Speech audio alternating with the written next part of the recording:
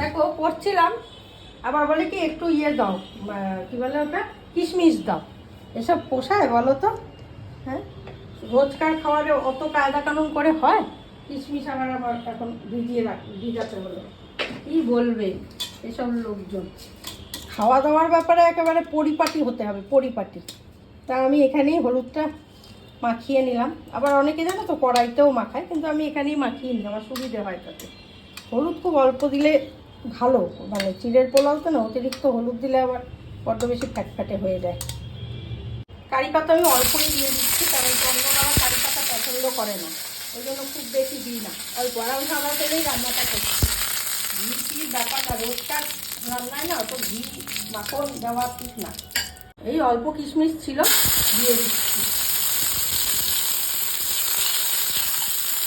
জল ঠিক হয়ে গেল,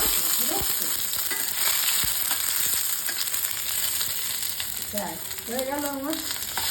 এটা একটু নাড়িয়ে টাড়িয়ে নিলেই হয়ে যাবে, খুব অল্প সময়ের রান্না।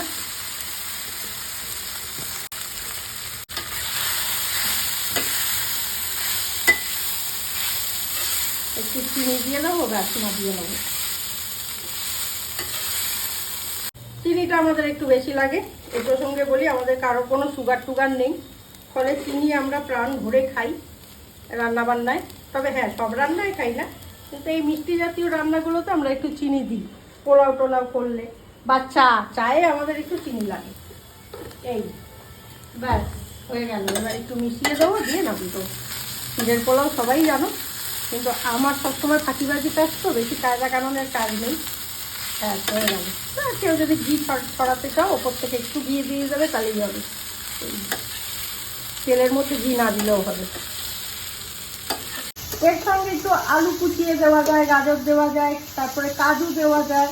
এত কিছু আমি দিচ্ছি না, সকালবেলা উঠে এত কিছু খাওয়ার দরকার নেই, রোজকার মতো করে দিলাম একটুখানি, ব্যাস হয়ে গেল। এবার নামিয়ে নেবো, ব্যাস আমাদের ব্রেকফাস্ট কমপ্লিট।